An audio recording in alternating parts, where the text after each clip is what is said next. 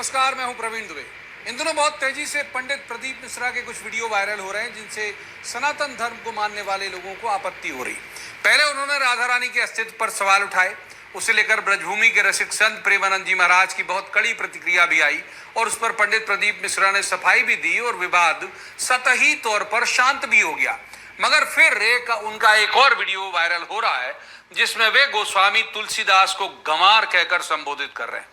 खुद को अल्पज्ञ बताने के फेर में थे मुझे ऐसा लगता है, इसीलिए उन गोस्वामी तुलसीदास जी से अपनी तुलना कर गए जिनकी रचनाएं पूजी जाती हैं, न केवल देश में बल्कि दुनिया में लोग पूजा करते हैं उनकी रचनाओं, जिनकी विद्वता के प्रमाण दुनिया के सामने ऐसे हैं जिन्हें खुली आंखों से कोई भी देख सकता है। और भी कई बयान है पंडित मिश्रा के जिस पर बखेड़ा खड़ा होता रहता है। तो आज बात करेंगे इसी मसले की कि क्या अनुयायियों की बढ़ती संख्या ने पंडित मिश्रा को अभिमानी बना दिया है। यह सवाल इसलिए क्योंकि उनके राधा रानी और गोस्वामी तुलसीदास जी दोनों के विषय में बोले गए शब्द भी आपत्तिजनक थे और संबोधन भी। उन्होंने कोई आदर सूचक विश्लेषण कोई आदर सूचक विशेषण का इस्तेमाल दोनों के लिए नहीं किया। बात लगातार वायरल हो रहे उनके वीडियो की करेंगे क्योंकि इन वीडियो की जगह समय की कोई पुष्टि नहीं होती और ये तेजी से वायरल हो रहे हैं।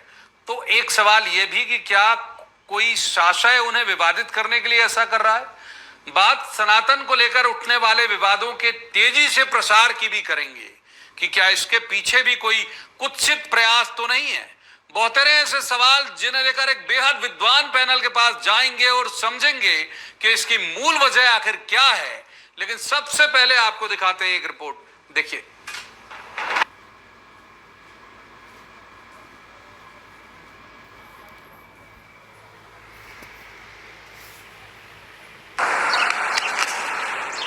₹60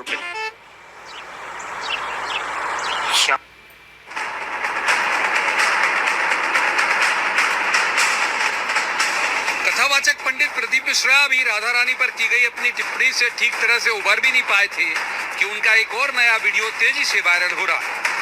पता तो नहीं चल पाया कि वीडियो कब का है और कहां का है, लेकिन वायरल बहुत हो रहा है। इसमें पंडित प्रदीप मिश्रा कह रहे हैं कि हमको कुछ नहीं आता जाता, हम तो तुलसीदास जैसे गंवार। अव्वल तो उनके दोनों वायरल वीडियो सनातन धर्म के प्रति आस्था रखने वालों को आहत करने वाले हैं। दूसरा जो उनका संबोधन है वो भी थोड़ा आपत्तिजनक है। राधा रानी के लिए भी उनके लहजे में कोई आदर नहीं था और गोस्वामी तुलसीदास जी के लिए भी ना तो उनके संबोधन में और ना ही शब्दों के चयन में कोई आदर का भाव दिखता। पहले आपको सुना देते हैं उनके दोनों बयान, सुनिए। कृष्ण की 16,108 रानी में राधा का नाम नहीं है और राधा के पति में कृष्ण का नाम नहीं है। राधा जी के पति का नाम क्या है? क्या नाम है राधा जी के पति का? अनय घोष। क्या नाम है राधा के पति का? अनय घोष। राधा जी की सास का नाम था जटिला, ननन का नाम था कुटिला। राधा जी का विवाह हुआ था ग्राम छाता। कहाँ की रहने वाली थी राधा? जम के बोलो। बरसाना, पक्के में। बरसाने की राधा नहीं थी, राधा जी थी रावल गाँव की। बरसाने में तो राधा जी के पिताजी की कचेरी थी जिसमें राधा वर्ष में एक बार कचेरी पर जाती। हमको तो ये भी नहीं मालूम, हमें नहीं आता कुछ भी नहीं आता। हम तो तुलसीदास जैसे गंवार, हमें कुछ नहीं आता, केवल शंकर का नाम ले लेते हैं और आपके सामने बैठ जाते। पंडित प्रदीप मिश्रा इससे पहले भी कई बार अपने टोटकों को लेकर सवालों के घेरे में रहे हैं। एक वो टोटका जिसमें वो लोगों से कह रहे हैं कि भले ही बच्चा पढ़ाई न करे लेकिन शहद लगाकर बेलपत्र शिवलिंग पर चढ़ा दो तो बिना पढ़े ही बच्चा पास हो जाएगा। दूसरा, वे कई बार राजनीतिक बयान भी देते रहे हैं जिस पर विवाद हुआ है। कई बार ज्यादा बच्चे पैदा करने के उनके बयान पर भी बखेड़ा हुआ है। हालांकि इसमें दिए गए उनके तर्क के समर्थन में भी बहुत लोग खड़े हो जाते हैं क्योंकि उनका असल मंतव्य यानी सनातन की रक्षा का ये जरिया लोगों को ठीक लगता है। कि 4 बच्चे पैदा करो, 2 बच्चे खुद के लिए रखिए और एक सनातन धर्म की ऊर्जा को बढ़ाने के लिए रखिए और एक राष्ट्र के लिए बॉर्डर पर लड़ने के लिए सैनिक के रूप में दीजिए। समर्थकों और अनुयायियों की संख्या बढ़ने के साथ क्या कथावाचक प्रदीप मिश्रा को अभिमान हो गया है? क्योंकि यदि वे तंज में भी गोस्वामी तुलसीदास जी को गंवार कह रहे हैं तो भी इस दुनिया में कौन ऐसा सनातनी होगा जो उनकी बात से सहमत होगा।